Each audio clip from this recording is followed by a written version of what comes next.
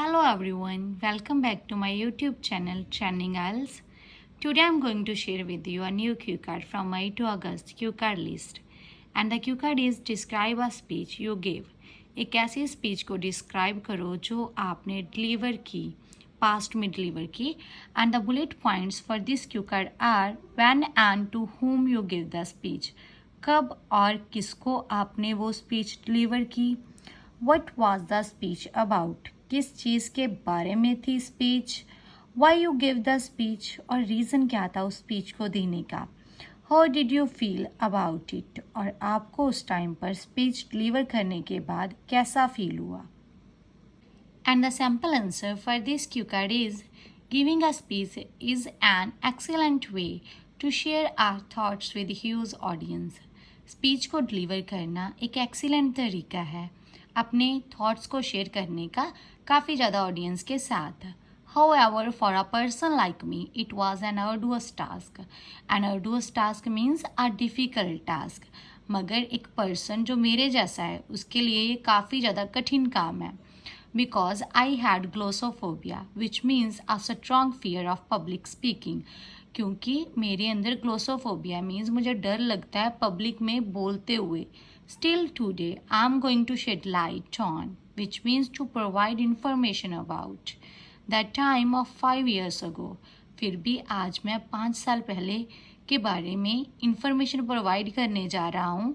When I delivered speech in the front of whole school, जब मैंने speech को deliver किया अपने पूरे स्कूल के सामने and conquered my this fear और अपने इस फियर को ओवरकम किया मीन्स ख़त्म कर दिया.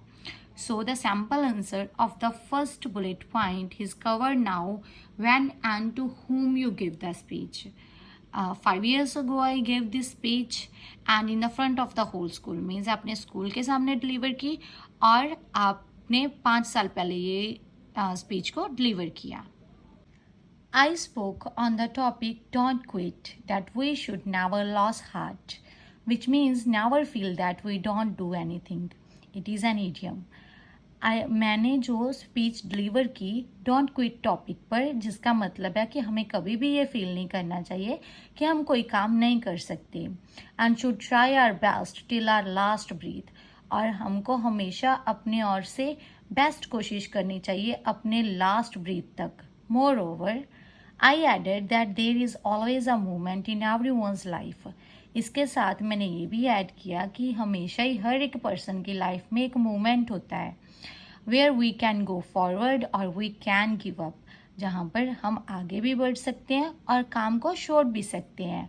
But the thing we have to keep in mind, मगर एक चीज़ जो हमें हमेशा अपने माइंड में रखनी चाहिए बिफोर गिविंग अप, काम को छोड़ने से पहले, that if we quit we can never achieve what we want. मगर हमें ये सोच लेना चाहिए कि अगर हमने गिव अप कर दिया तो हम कभी भी वो चीज़ अचीव नहीं कर पाएंगे जो हम चाहते हैं.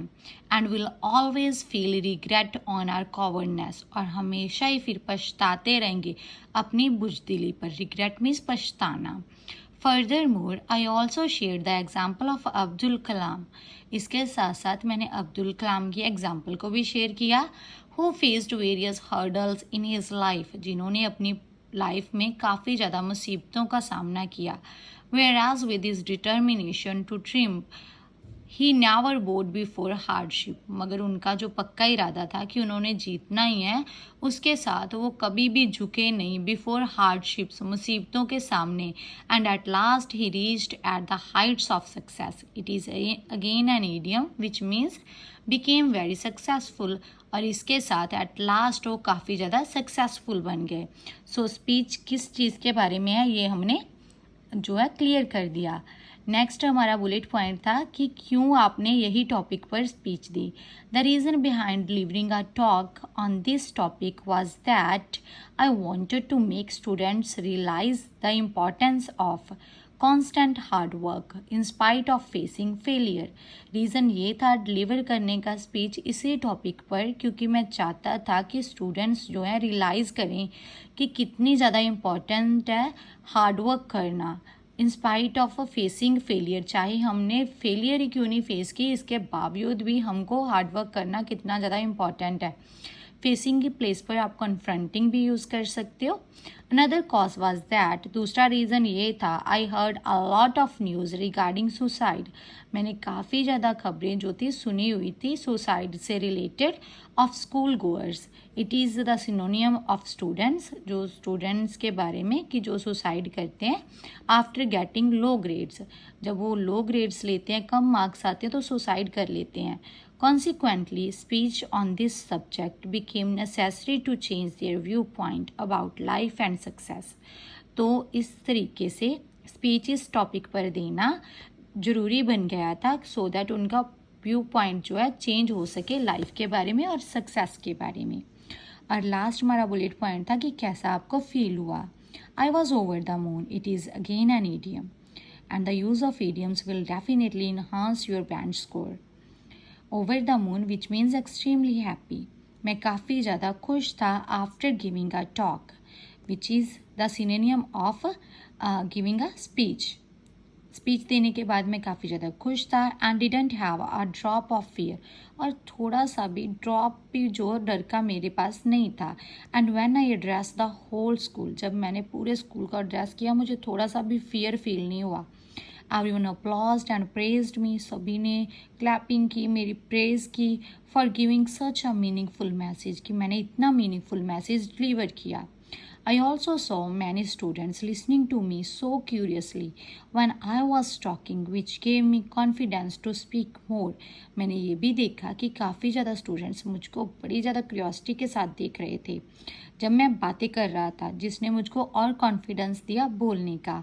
ऑल इन ऑल, लास्ट में मैं यही बताना चाहता हूँ, this was the time when I delivered a speech. यही टाइम था जब मैंने स्पीच को डिलीवर किया। So the sample answer is complete now.